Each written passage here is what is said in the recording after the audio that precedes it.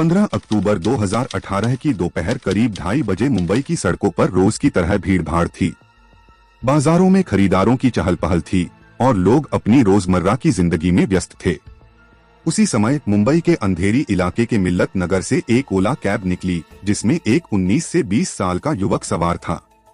युवक के चेहरे पर घबराहट और असमंजस के भाव स्पष्ट दिखाई दे रहे थे, मानो वह किसी उलझन में हो।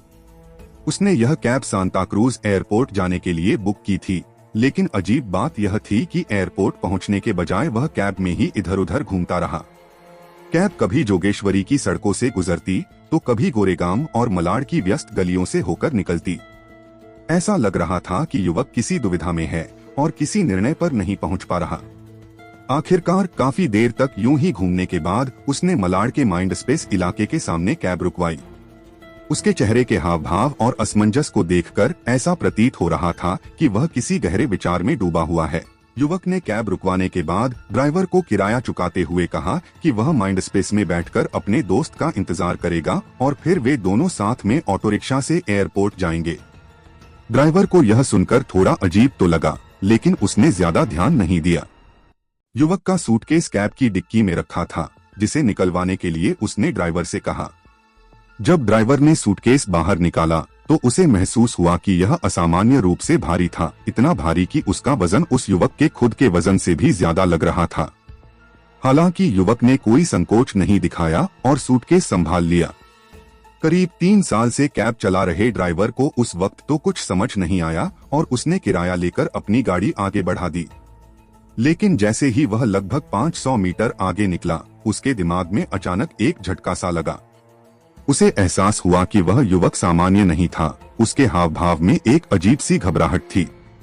सबसे बड़ी बात जिसने ड्राइवर को परेशान कर दिया वह यह थी कि अगर युवक को एयरपोर्ट जाना था तो फिर उसने वहां पहुंचने के बजाय इतनी देर तक शहर भर में कैब क्यों घुमवाई। उसके इस व्यवहार में कुछ तो गड़बड़ थी। युवक के साथ भारी वजन वाला सूटकेस होना और माइंड स्पेस के सामने मैंग्रोव की झाड़ियों के पास उतरना, दोनों ही बातें कैब ड्राइवर को संदिग्ध लगीं। उसे महसूस हुआ कि कुछ तो गड़बड़ है। यह सोचकर उसने यू टर्न लिया और वापस उसी जगह पहुंचा जहां उसने युवक को उतारा था। लेकिन तब तक वह युवक वहां से जा चुका था और उसका भारी सूटकेस मैंग्रोव की झाड़ियों में फेंका जा चुका था। ड्राइवर को यह मामला बेहद संदिग्ध लगा, इसलिए उसने तुरंत आसपास के 4 से 5 लोगों को इकट्ठा किया और उन्हें पूरी घटना की जानकारी दी। इसके बाद उसने बिना देर किए पुलिस कंट्रोल रूम को फोन कर दिया। चूंकि मलाड का यह इलाका बांगुर नगर थाना क्षेत्र के अंतर्गत आता था, इसलिए कंट्रोल रूम से यह खबर तुरंत उच्चाधिकारियों और बांगुर नगर थाने को भेज दी गई। मौके की गंभीरता को देखते हुए गश्त पर निकली पुलिस जिप्सी को तुरंत घटना स्थल पर पहुंचने का निर्देश दिया गया ताकि स्थिति को जल्द से जल्द संभाला जा सके। सूचना मिलते ही बांगुर नगर थाना प्रभारी विजय वाने ने ड्यूटी अफसर को इस मामले को पुलिस डायरी में दर्ज करने का निर्देश दिया। इसके बाद वह इंस्पेक्टर, सब इंस्पेक्टर को साथ लेकर तुरंत घटनास्थल के लिए रवाना हो गए। मौके पर पहुंचने के बाद उन्होंने सबसे पहले टैक्सी ड्राइवर से प्राथमिक जानकारी ली और पूरे मामले को समझने की कोशिश की। ड्राइवर से बातचीत करने के बाद पुलिस ने संदिग्ध सूटकेस को मैंग्रोव की झाड़ियों से बाहर निकलवाया। सूटकेस खोलते ही वहां मौजूद सभी लोगों के होश उड़ गए। उसमें जो मिला उसने पूरे माहौल को सनसनीखेज बना दिया। पुलिस और प्रत्यक्षदर्शी यह देखकर स्तब्ध रह गए कि सूटकेस के अंदर एक युवती की लाश थी। वह करीब 20 से 21 साल की थी, देखने में काफी खूबसूरत लग रही थी और उसके कपड़े महंगे और ब्रांडेड थे, जिससे अंदाजा लगाया जा सकता था कि वह किसी अच्छे परिवार से ताल्लुक रखती थी। मृतका के सिर पर गहरा घाव था, जिससे यह स्पष्ट हो रहा था कि किसी भारी वस्तु से उस पर जोरदार वार किया गया था। इसके अलावा उसके गले पर गोलाई में गहरे रंग का निशान था, जिसे देखकर ऐसा प्रतीत हो रहा था कि उसे रस्सी से गला घोंटकर मारा गया है। थाना प्रभारी विजय वाने ने मौके पर शव का निरीक्षण किया और तुरंत उसे पोस्टमार्टम के लिए अस्पताल भेजने का निर्देश दिया। पुलिस ने सूटकेस और रस्सी को बतौर साक्ष्य जब्त कर लिया और जाब्ते की कार्रवाई पूरी करने के बाद थाने लौट आई। कैब ड्राइवर, जिसने इस मामले की जानकारी पुलिस को दी थी, उसे भी पूछताछ के लिए थाने लाया गया। थाने में डीसीपी संग्राम सिंह निशानदार के समक्ष उससे विस्तार से पूछताछ की गई। प्रारंभिक पूछताछ के बाद डीसीपी निशानदार ने इस संवेदनशील मामले की जांच का जिम्मा इंस्पेक्टर अरविंद चंदन शिवे को सौंप दिया, ताकि जल्द से जल्द सच्चाई का पता लगाया जा सके। इंस्पेक्टर अरविंद चंदन शिवे ने वरिष्ठ अधिकारियों के निर्देश पर इस हत्या के मामले की जांच के लिए एक विशेष पुलिस टीम का गठन किया। टीम के सामने सबसे बड़ी चुनौती यह थी कि मुंबई जैसे विशाल और व्यस्त महानगर में हत्यारे का सुराग कैसे लगाया जाए, खासकर जब मृतका की पहचान तक स्पष्ट नहीं थी। न तो उसका नाम पता था और न ही यह जानकारी कि वह कहाँ रहती थी। इस स्थिति में पुलिस के लिए कैब ड्राइवर अहम कड़ी साबित हो सकता था, क्योंकि वही आखिरी व्यक्ति था जिसने उस संदिग्ध युवक को देखा था। इसलिए पुलिस ने उसे जांच में सहयोग के लिए अपने साथ रखा, ताकि किसी भी महत्वपूर्ण सुराग तक पहुंचा जा सके। स्कॉटलैंड यार्ड के बाद दुनिया में दूसरे स्थान पर मानी जाने वाली मुंबई पुलिस ने इस मर्डर मिस्ट्री को महज 4 घंटों में सुलझा लिया। पुलिस ने ओला कंपनी के बुकिंग नंबर और घटनास्थल के आसपास लगे सीसीटीवी कैमरों की फुटेज के आधार पर आरोपी तक पहुंचने की रणनीति बनाई। ओला के बुकिंग रिकॉर्ड से पुलिस को हत्यारे का नाम, पता और फोन नंबर मिल गया, जिससे उसे ट्रेस करना आसान हो गया। जैसे ही पुलिस टीम को उसका ठिकाना मिला, उन्होंने तुरंत वहां छापा मारा। उस समय आरोपी घर के अंदर अकेला था और अपने गुनाह के सबूत मिटाने की कोशिश कर रहा था। पुलिस ने सतर्कता बरतते हुए घर को सील कर दिया और आरोपी को गिरफ्तार कर लिया। घटनास्थल से जरूरी सबूत इकट्ठा करने के बाद पुलिस उसे पूछताछ के लिए थाने ले आई। गहन पूछताछ में आरोपी ने अपना नाम मुजमिल इब्राहिम सईद बताया, जबकि मृतका की पहचान मानसी दीक्षित के रूप में हुई। अभी पुलिस आरोपी को रिमांड पर लेने की प्रक्रिया शुरू ही कर रही थी कि तभी यह खबर मीडिया तक पहुंच गई। देखते ही देखते इलेक्ट्रॉनिक और सोशल मीडिया पर यह सनसनीखेज घटना सुर्खियों में छा गई। न्यूज चैनलों और सोशल मीडिया प्लेटफॉर्म्स के जरिए यह खबर पूरे देश में आग की तरह फैल गई। इस बीच राजस्थान के कोटा में रहने वाले मानसी दीक्षित के परिवार को भी यह दुखद समाचार टीवी के जरिए मिला। जैसे ही उन्होंने यह खबर देखी, उनके पैरों तले जमीन खिसक गई। पूरे घर में मातम पसर गया और परिजनों का रो रो कर बुरा हाल हो गया। मानसी दीक्षित राजस्थान के कोटा शहर के स्टेशन रोड स्थित मंगलायन अपार्टमेंट के फ्लैट नंबर 602 में रहती थी। उसके पिता ऋषि दीक्षित रेलवे वर्कशॉप में कार्यरत थे और एक साधारण लेकिन सम्मानित जीवन जी रहे थे। परिवार में उनकी पत्नी पद्मा और 2 बेटियां थीं, बड़ी बेटी दीक्षा और छोटी बेटी मानसी।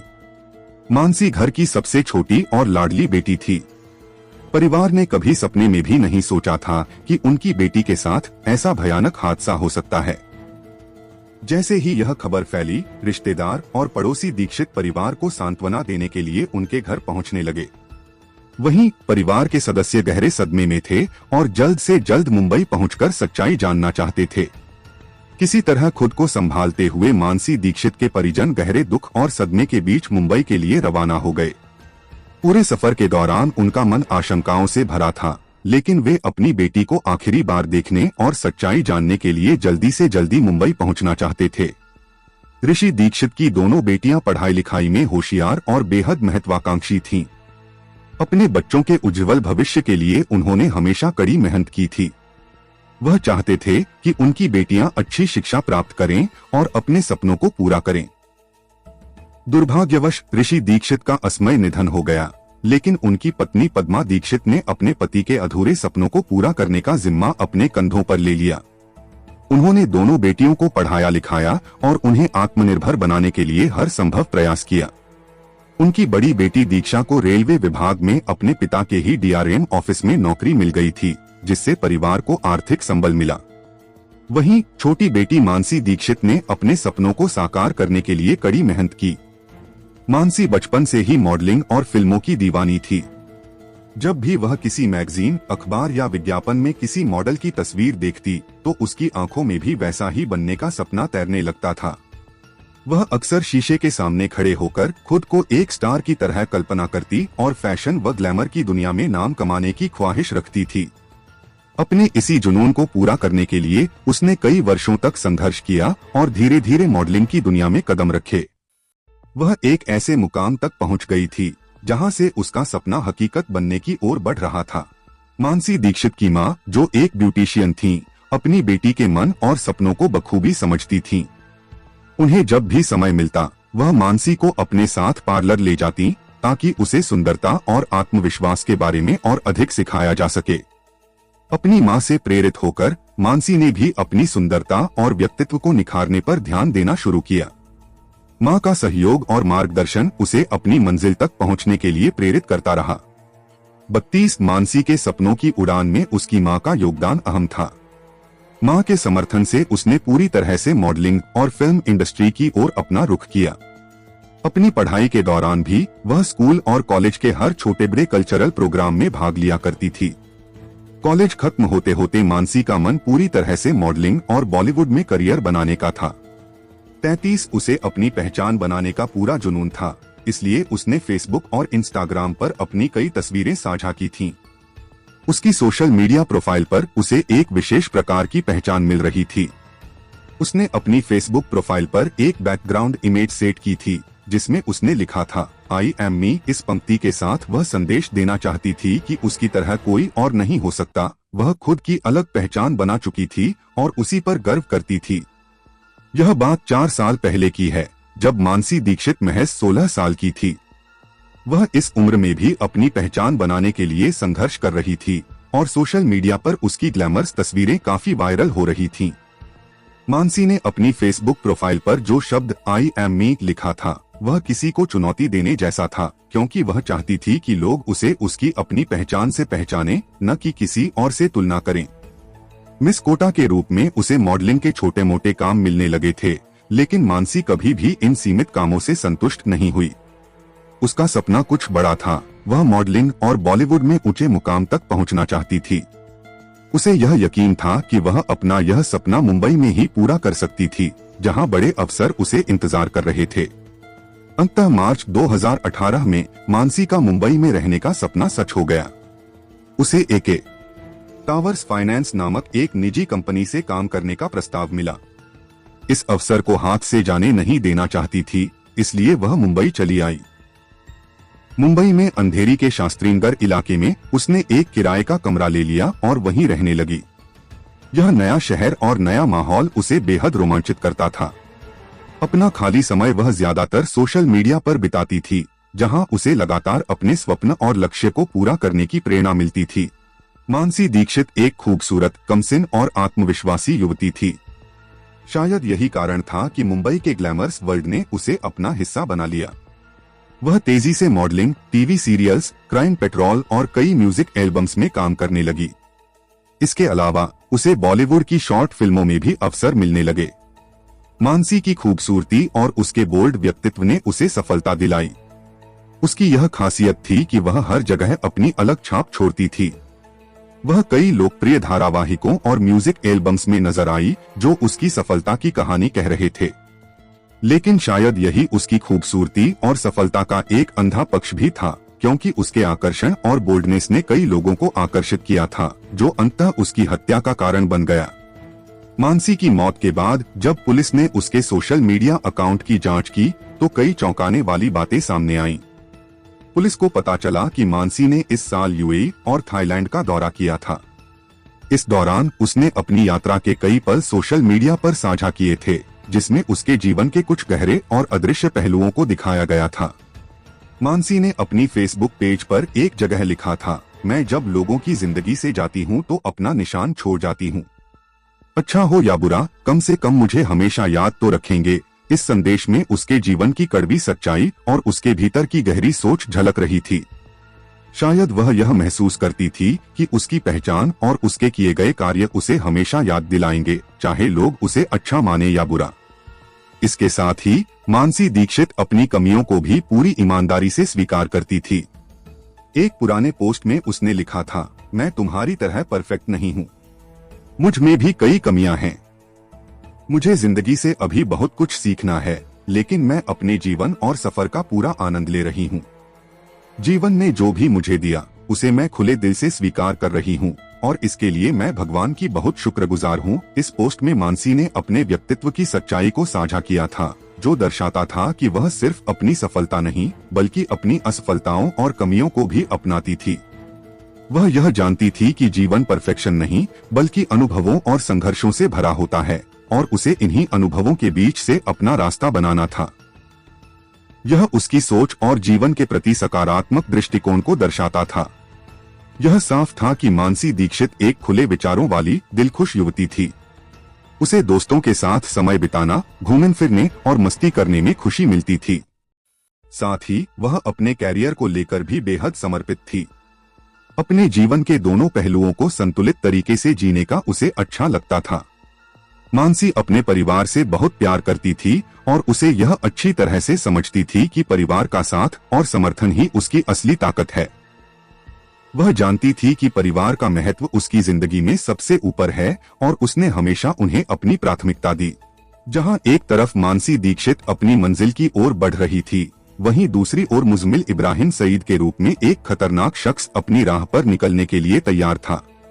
19 वर्षीय मुजम्मिल इब्राहिम सईद हैदराबाद का रहने वाला था।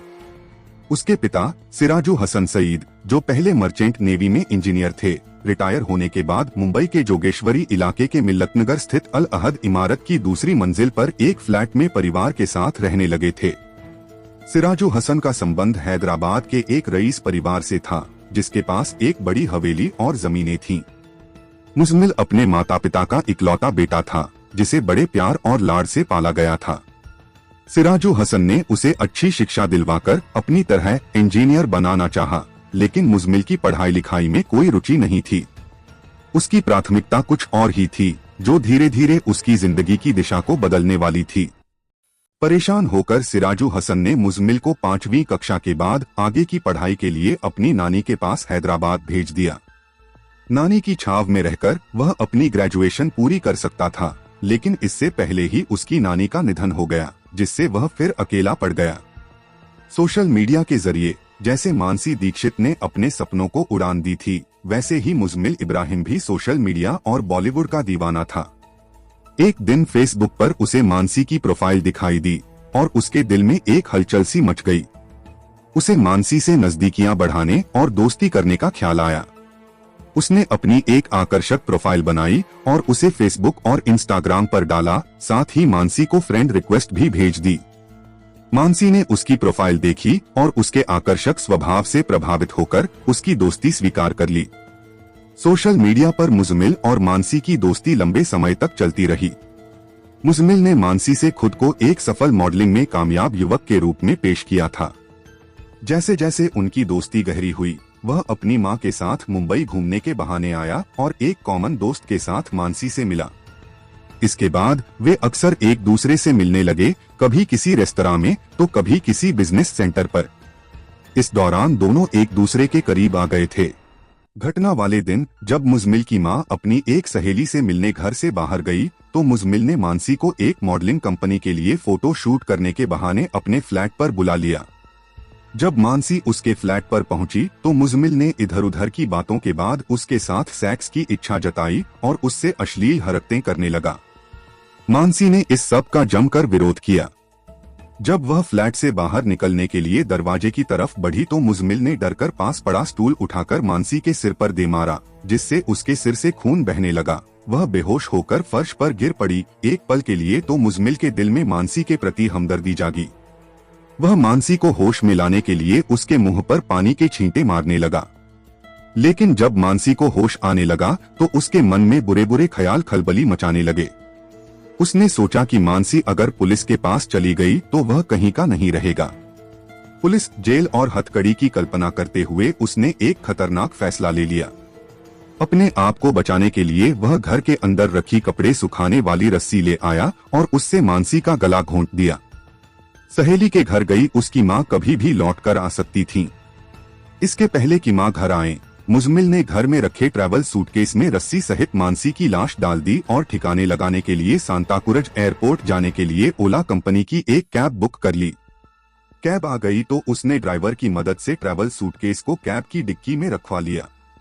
फिर वह ओला कैब में बैठकर सांताक्रूज एयरपोर्ट जाने के बजाय किसी सुनसान जगह तलाशने लगा। कुछ समय तक इधर उधर भटकने के बाद मुजम्मिल ने मलाड के माइंड स्पेस के पास एक सुनसान स्थान पर सूटकेस को फेंक दिया। इसके बाद वह वापस अपने घर लौट आया। घर पहुंचकर उसने मानसी के खून को साफ किया ताकि कोई सुराग न मिले। जब पुलिस ने उसे गिरफ्तार किया और पूछताछ शुरू की, तो वह लगातार अपने अपराध से इनकार करता रहा और अपने बयान में बार बार बदलाव करता रहा। लेकिन जब पुलिस ने उसे और दबाव डाला तो वह टूट गया और अपने किए हुए अपराध को स्वीकार कर लिया। विस्तृत पूछताछ के बाद जांच अधिकारी इंस्पेक्टर अरविंद चंदन शिवे ने मुजम्मिल इब्राहिम के खिलाफ भारतीय दंड संहिता आईपीसी की धारा 302 हत्या और 201 साक्ष्य को नष्ट करना के तहत मुकदमा दर्ज किया। इसके बाद उसे न्यायिक हिरासत में भेजते हुए आर्थर रोड जेल में दाखिल कर दिया।